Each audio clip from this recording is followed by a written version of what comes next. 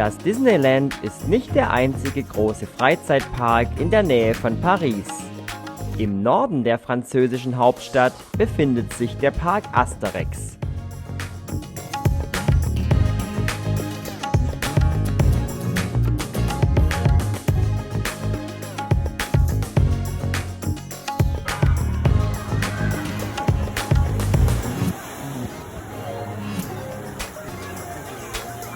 Wie der Name schon sagt, widmet sich der Park voll und ganz dem französischen Comichelden Asterix und seinen gallischen Freunden. Die Comics haben einen ganz besonderen Humor und dieser wurde auch in den Park übertragen.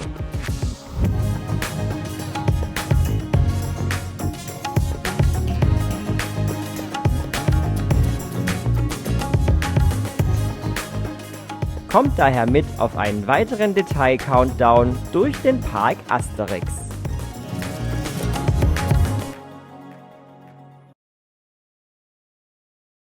Und damit herzlich willkommen zu Theme Park Details and Stories. Wenn du magst, was du hier siehst, abonniere doch gerne den Kanal, lasse ein Like oder einen Kommentar hier.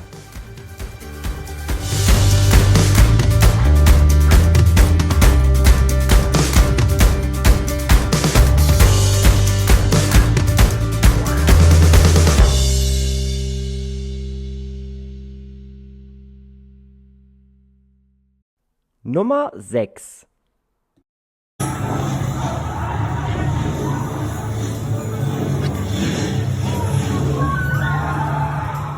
Eines der größten Achterbahn-Highlights im Park Asterix ist Teutates.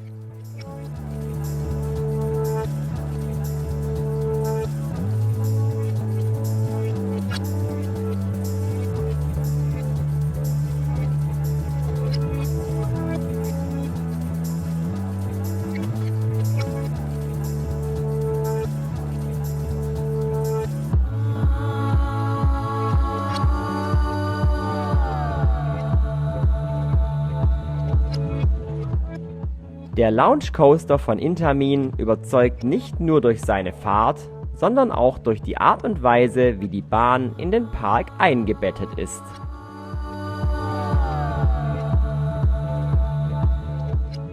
Um die Bahn herum findet ein gallisches Fest statt, bei dem es verschiedene Wettkämpfe und Challenges gibt. Die Achterbahn ist übrigens eine davon.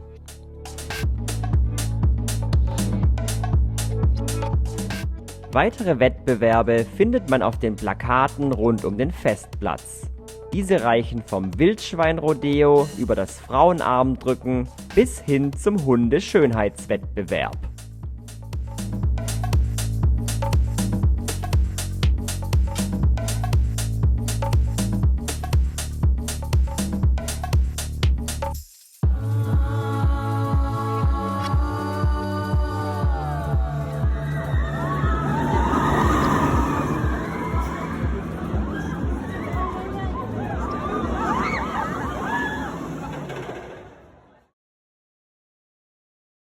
Nummer 5.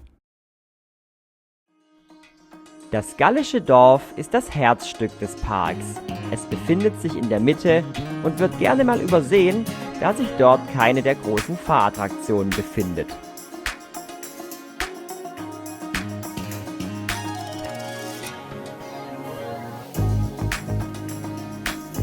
Insbesondere für Asterix-Fans lohnt es sich aber, das Dorf einmal anzuschauen. So kann man dort nicht nur Asterix und Obelix treffen, sondern auch ihre Häuser besichtigen. Wenn man die Comics kennt, erkennt man hier auch einige nette Anspielungen.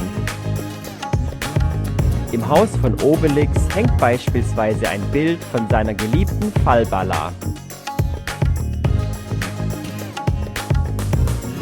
Während im Haus von Miraculix im Hintergrund der Kessel mit dem berühmten Zaubertrank steht.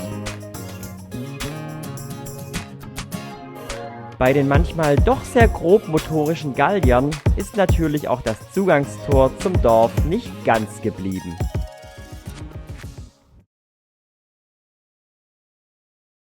Nummer 4.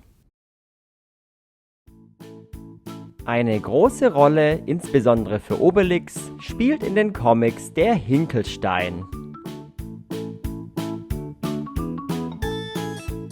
Ihm hat man nicht nur Merchandise, sondern auch eine ganze Attraktion gewidmet.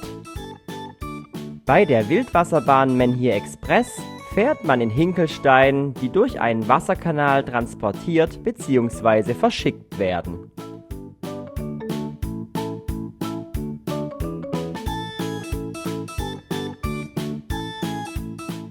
So erkennt man in der Station der Anlage viele Details, die die Verladung und Verschiffung der Hinkelsteine andeuten. Wie das Annahmebüro, eine Verladestation, Endprodukte aus Hinkelsteinen und auch zerbrechliche Hinkelsteine sind dort zu finden.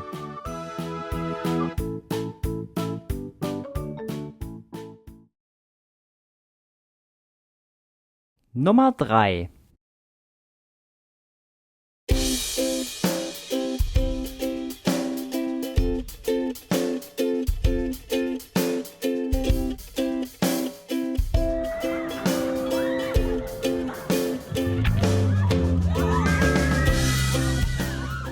Die Familienachterbahn Pegasus Express ist wie eine Bahnstation im Asterix-Zeitalter gestaltet.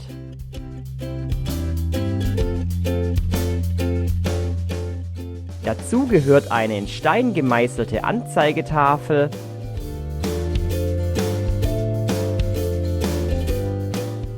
ein Zugfahrplan, Ticketautomaten und vieles mehr.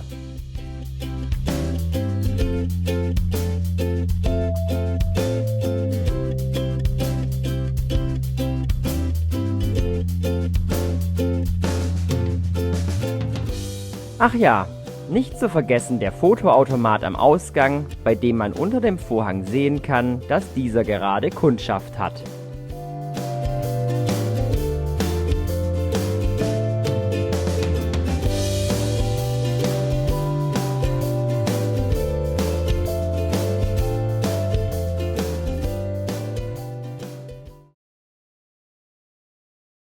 Nummer 2.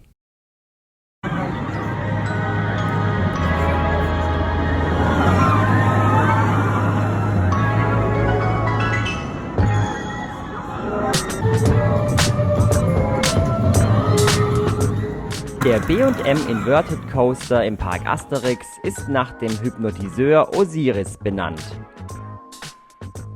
Er kommt in den Asterix-Comics vor, indem er vergeblich versucht, Asterix und Obelix zu hypnotisieren. In seinem Tempel, der Warteschlange, sind überall Hieroglyphen an den Wänden, welche die verschiedenen Hypnose-Errungenschaften von Osiris aufzeigen. Er wurde beispielsweise so lange hypnotisiert, bis er wie ein Vogel davonflog.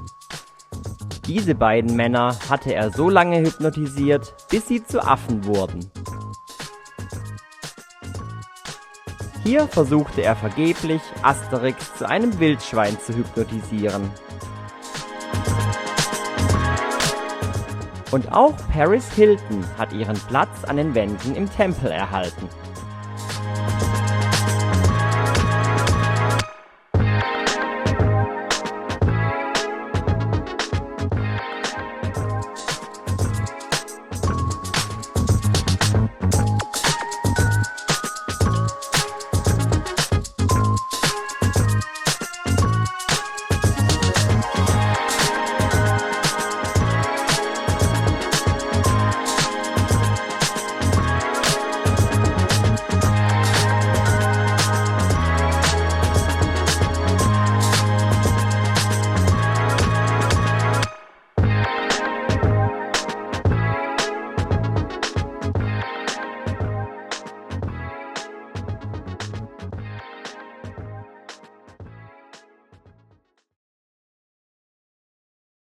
Nummer 1. Die Nummer 1 ist eigentlich ein absoluter Park Asterix Klassiker, was Details im Park angeht. Die Holzachterbahn Tonnerre de Zeus ist dem Gott des Donners Zeus gewidmet. Er begrüßt die Gäste in Form einer großen Statue am Eingang.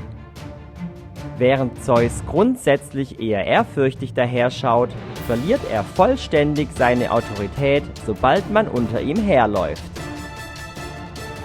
Denn unter seinem Rock sieht man seine Unterhose.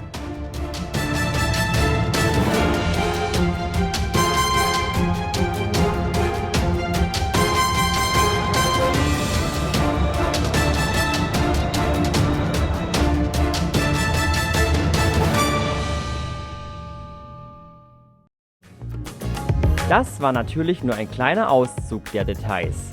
Der Park bietet noch viel mehr.